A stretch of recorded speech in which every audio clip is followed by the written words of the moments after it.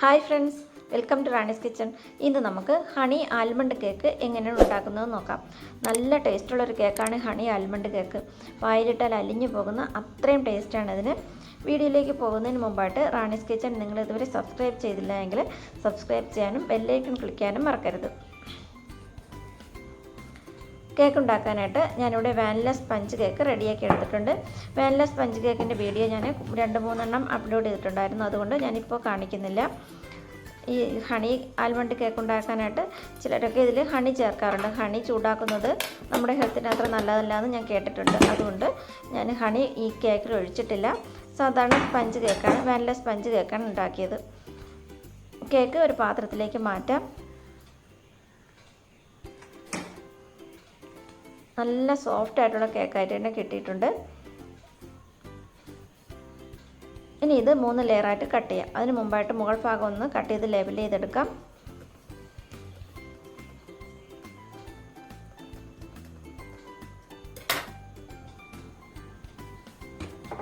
ഇനി ഇത് 3 ലെയറായിട്ട് കട്ട് ചെയ്യാം.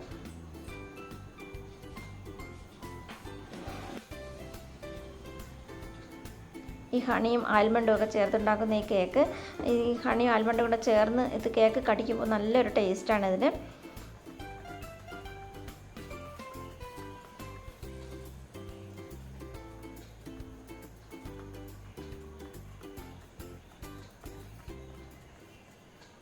മൂന്ന് ലെയറായിട്ട് കേക്ക് കട്ട് ചെയ്തെടുത്തിട്ടുണ്ട്. പിന്നെ ഞാനിവിടെ വിപ്പിംഗ് ക്രീം ബീറ്റ് ചെയ്തെടുത്തിട്ടുണ്ട്. 1.5 കപ്പ് വിപ്പിംഗ് ക്രീം എടുത്തിട്ട് ബീറ്റ് ചെയ്തെടുത്തതാണിത്. കേക്ക് ബോർഡിൽ അല്പം ക്രീം വെച്ചിട്ട് ആദ്യത്തെ ലെയർ കേക്ക് വെച്ച് കൊടുക്കാം.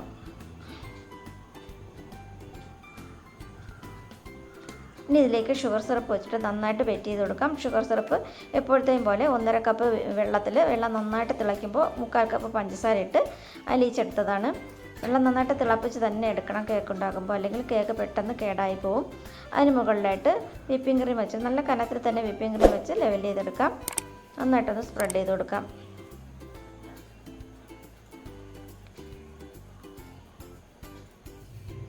അതിന് മുകളിലായിട്ട് ഹണി ഒഴിച്ചു കൊടുക്കാം. ഹണിയും നന്നായിട്ട് ഒഴിച്ചു കൊടുക്കണം. നന്നായിട്ട് ഹണി ഒഴിച്ചാലേ ഈ കേക്കിന് നല്ല ടേസ്റ്റ് ഉണ്ടാവുള്ളൂ.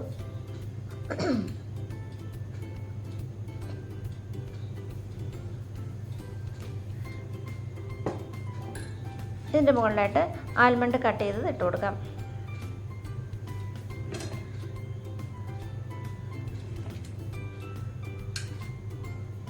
രണ്ടാമത്തെ ലെയർ കേക്ക് വയ്ക്കാം.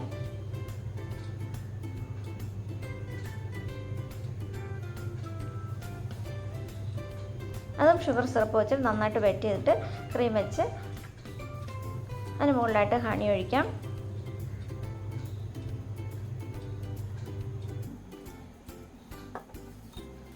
ഞാൻ ബദാം കട്ട് ചെയ്ത് ഇട്ട് കൊടുക്കാം. ഇതുപോലെ 3 ലെയറും ചെയ്തെടുക്കാം. മൂന്നാമത്തെ ലെയർ കേക്ക് വയ്ക്കാം.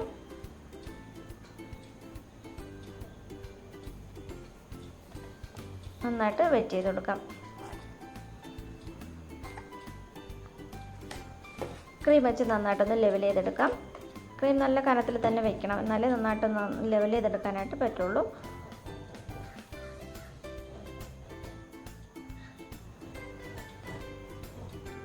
സൈഡും ഒന്ന് ലെവൽ ചെയ്തെടുക്കാം. അതിനുശേഷം ഇതുപോലെ സ്ക്രാപ്പർ വെച്ചിട്ട് ഞാനൊന്ന് വരച്ചു കൊടുക്കുന്നുണ്ട്. മുകൾ ഭാഗം നന്നായിട്ട് ലെവൽ ചെയ്തെടുക്കാം. ഇനി ഇതിൻ്റെ മുകളിലായിട്ട് ബബിൾ ഡ്രോപ്പ് വെച്ചിട്ട് ഒരു ഷേപ്പ് വരാനായിട്ട്, ഒരു തേനീച്ചക്കൂടിൻ്റെ ഒരു ഷേപ്പ് വരാനായിട്ട് ഇതുപോലെ ചെയ്യുന്നുണ്ട്. കുറച്ച് സമയം വച്ചിട്ട് ഈ പേപ്പർ എടുക്കാം.